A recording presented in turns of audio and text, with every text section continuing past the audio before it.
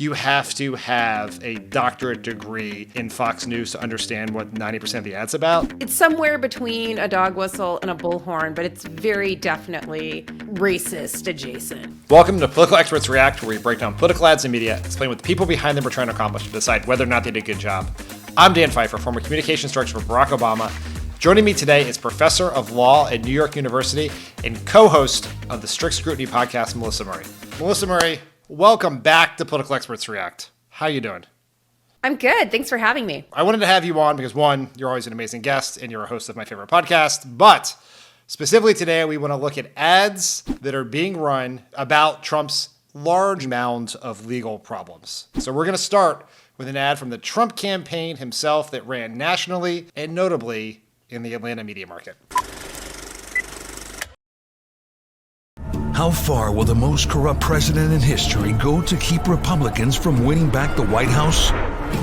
Meet the cast of unscrupulous accomplices he's assembled to get Trump. Alvin Bragg, the radical liberal New York prosecutor who refuses to prosecute violent criminals. Jack Smith, who's made a career persecuting innocent Republican officials. Letitia James, the socialist who ran on the promise, "I'll go after Trump." And Biden's newest lackey, Atlanta DA, Fani Willis. So incompetent, on her watch, violent crimes have exploded. So tainted, Willis was thrown off one case for trying to prosecute a political opponent. So corrupt, Willis got caught hiding a relationship with a gang member she was prosecuting. So dishonest, Willis was accused of creating a fake subpoena. Welcome to the Fraud Squad. I'm Donald J. Trump, and I approve this message. As a legal strategy, could this be effective? Will the judge, jury, and prosecutors pay no attention to it? I thought it was really striking here that most of the vitriol is really reserved for Fani Willis. So, we can talk more about that, but it does seem to be a kind of wildly stupid move. An ad like this might seem a little bit like intimidation light, in much the same way it's a little bit like light racism here too. I mean, the whole fraud squad, with one exception, is African American. But yeah, I don't think it's a great legal strategy, but this has never been a guy who's listened to lawyers, who's cared about legal strategy. I mean, if he cared about the law at all, we wouldn't have had some of the most egregious misrepresentations of law, miscarriages of justice that we saw during the course of his presidency. From a political messaging perspective, what sticks out to you from this ad? I hate black people. I hate black people who are in positions of authority to do things to me. It's somewhere between a dog whistle and a bullhorn, but it's very definitely racist adjacent, I would say. I mean, this is meant to sort of gin up his base. These aren't the only people who are trying to hold Donald Trump accountable. Where's E. Jean Carroll? Where's Robbie Kaplan? They're nowhere. The only white person in this milieu is Jack Smith, potentially Joe Biden, but they're all apparently Biden goons. So this sort of plays into this idea. Black people are puppets, they're puppets of white people, and more importantly, that this is a racist attempt to smear an honorable man, which again, takes a lot of convincing, I think. So you gotta have a lot of goons in order to pull that narrative off, I think. Well, the strategy here is of twofold. One, as you said, rile up the base. The other piece here is that there is a fair amount of cynicism in the electorate about these investigations. In a recent CBS News poll, 60% of voters, including 30% of Democrats, think the indictments investigations are primarily about trying to stop Trump's campaign. So that is the political strategy point of view of bringing Biden in and making all of these investigators seem like opponents of Trump. And race is one way in which they try to identify people as opponents. But also, I think there's a real effort here to discredit all of these individuals. And again, the effort to discredit Fani Willis makes me think that this is the one he's really concerned about. This is the one he can't self-pardon or get some Republican to pardon him. This one's going to stick if she actually is successful in getting a conviction. And so there's a real effort here to discredit her, to associate her with criminals, to associate Bragg and Letitia James with socialism and criminality. I mean, it's really broad here. Jack Smith doesn't get away with it either. I mean, he gets painted with the same brush, but it's working on a lot of different levels. It's not just about the cynicism and the idea that these are targeted attacks on him, witch hunt, if you will. But these are people who themselves are criminals, and why are they prosecuting him? The next ad we're going to watch is from MAGA Inc., a super PAC supporting Donald Trump.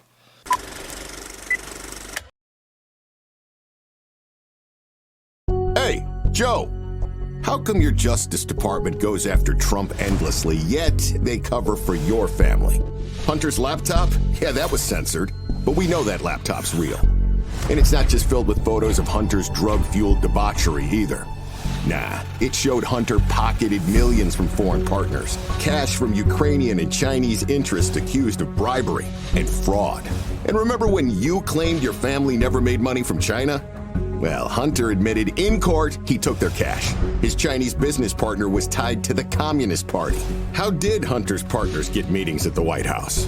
Your brother, grandkids, even nieces and nephews got paid from foreign deals. Your family and their cronies raked in over $17 million from these schemes. And you, Joe, went from being one of the poorest in Congress to a millionaire in the White House. Come on, Joe. All this a coincidence or corruption? Make America Great Again Inc. is responsible for the content of this advertising. What do you think of this ad? So first of all, when you hear MAGA Inc., aren't you reminded of like Murder Inc. from the early 2000s, like Ashanti, Ja Rule? I think Murder Inc. might have done it better. Yeah, I mean, I feel like this is just deflection, projection, whataboutism. You know, like, I think many of the things that Hunter Biden is being accused of here, we could do a little digging and possibly raise similar questions around Jared Kushner, Ivanka Trump, who knows? But it doesn't seem particularly relevant to what the election is about. Hunter Biden's obviously a troubled guy, and he is the son of a father who clearly loves him, but recognizes that he's troubled. I'm just not quite sure what beating this horse really does. Like, I think most Americans recognize that, like, someone has a family member that's just, has had troubles. And this is one of those situations. But this feels like a lot of projection for me. And it always strikes me when they talk this loud about something, it's probably because they're doing it too. I remember when they released the voicemail of Biden calling Hunter that he left, that I guess was on the censored laptop. And the people's takeaway from that was there's a father who deeply loves his son, no matter what his son is going through. And way too many people in this country are very familiar with dealing with friends and family who have dealt with addiction. And so that's actually a very relatable part of Joe Biden's relationship with Hunter. I will note that on Twitter, when a lot of these pictures of Hunter Biden came out, there's this whole group of Black women who are like, Hunter Biden is hot. So I don't know. There may be an audience for this ad that they're not expecting. Yeah. This is what Trump did in 2016. It is the exact same strategy. He just has to show enough voters that everyone is kind of corrupt. So you might as well go with me. He is trying to build out a permission structure for people who voted for Biden in 2020 and are somewhat dissatisfied by the way things are going. The other ancillary benefit of an everyone is crooked strategy is it can lead to lower turnout, which is good for Trump, and it can also push some voters into third-party candidates. And if you have a significant third-party share, you can win at 47%, like he did in 2016 when he actually won with 46%. I hadn't even thought about the third-party option, but yeah, I think that's exactly right. I mean, it really isn't about two choices between corruption and not corruption. It's basically like the lesser of two evils is what he's asking you to choose. They're both terrible. This is the swamp, and he's just the least terrible of all the terrible options. All right, people. I've been asking you to subscribe to this channel for literally years now. Many of you still hadn't done it, so I get it. You don't care about me. But let me give you someone you should care about. My producer, Ben. He does this show. He also does that other show that Tommy does with Brian Tyler Cohen called Liberal Tears. Maybe you watch it, maybe you don't. I don't really care. But it's mid-year review time here at Crooked Media, and Ben is judged in part on just how many people he gets to subscribe to the Pod Save America YouTube channel. So, if you don't care about me, that's fine. If you want to help Ben out, a very nice, hardworking young man, smash that subscribe button. Don't do it for me, do it for Ben. Okay, the last ad we're going to watch is from the Never Trump Group Republican Accountability Project, trying to push back against some of this framing that Trump and his allies have done. You have to get your people to fight. And we fight. means you'll never take back our country with weakness. We fight like hell. We will never concede. You don't concede when there's theft involved. We're going to walk down to the Capitol, and I'll be there with you. And if you don't fight like hell, you're not going to have a country anymore.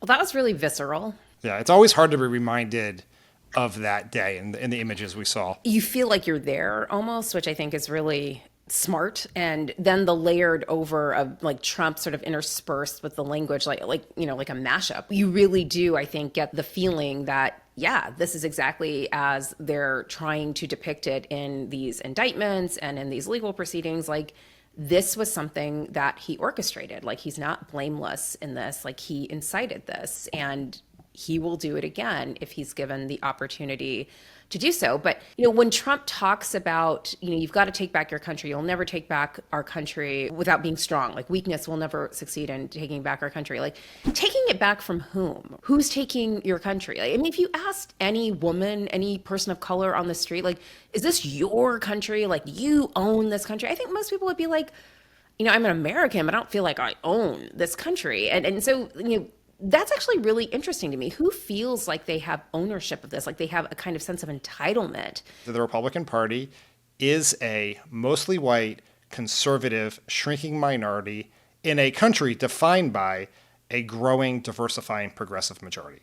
That's how you explain voter suppression. That's how you explain January 6th. That's how you explain why they support Donald Trump. And that's at the core of this ad, and that's the argument, right? The take our country are white Christian men who held all the power in this country, and that when Donald Trump says "Make America Great Again," he wants to take you back to that time when you had that power, right? To some point in the 1950s, right? Before the Voting Rights Act, before the Civil Rights Act, before Roe v. Wade, before all these other things that have happened since then. That is very resonant with a certain segment of this country that has kept Donald Trump afloat through all of this stuff. It's not obvious to me that the Republican Accountability Project doesn't believe that it's their country. I just think they don't think it's Donald Trump's country. Part of this is like reclaiming it for mainline conservatives who are quote unquote normal, not these extremists. Like they may want the exact same things, like, you know, women who don't have as much authority over their bodies, or, you know, the end of affirmative action, or minorities or immigrants who are quote unquote in their places. But that doesn't mean they're willing to sign off on this kind of extremism that results in this kind of violence. They want a kind of anodyne conservatism, but they still want conservatism. And so part of this ad is like, you know, the country has been taken over by these hordes. We've got to take that back. We normal mainline Republicans. It is perhaps achieving a version of the same vision, but one advocates through the normal political process, and one advocates through any means necessary. And seeks to attract like-minded Democrats who might be on the bubble, who aren't, you know, quote unquote woke, who aren't completely bought into the idea of what a progressive vision of the country looks like. Like there's still a place for you in the Republican Party, and it's not with these hordes of MAGA extremists. The other thing I'd say for the Republican Accountability Project is they are one of the most data-oriented super PACs, and Sarah Longwell, who's executive director, who's been on this show and been on Positive America many times, does as many focus groups as anyone in politics. And one of the things that I know is driving this ad is January 6th, what happened on that day. Bridge too far. That is a bridge too far. Like 80% of Republicans oppose what that happened. We like our elections stolen like Bush v. Gore. Yeah, do it wearing a Brooks Brothers suit, not a shaman hat. No, I think that's exactly right. And we're in a situation now where I guess the enemy of my enemy is my friend. And so, you know, I think there's lots of reasons for progressives to make common cause with Republicans who are skeptical of Trump. But I don't think it means that their overall vision for a post-Trump America aligns with a progressive vision for a post-Trump America. That is 100% right. This is a point people make all the time about some of the overly enthusiastic embracing of some of these groups, some of the former, you know, neocon leaders in the Bush White House who've become progressive heroes. But what I very much agree is there is an anti-MAGA majority in this country. One portion of that anti-MAGA majority are Republicans who do not like Donald Trump. They vote for Joe Biden. They tell other Republicans to vote for Joe Biden because that is the way to defeat Trump. Like, I want to live in a world where we're once again fighting with the Republican Accountability Project over the privatization of Social Security. That seems so wholesome. Yes, it seems so wholesome, Dan. Yes. Melissa Murray, thank you so much for joining us on Political Experts React. We will talk to you again soon. Thanks for having me. Thanks for watching these ads and videos with us. If you have anything you'd like us to break down, let us know in the comments. See you all next time.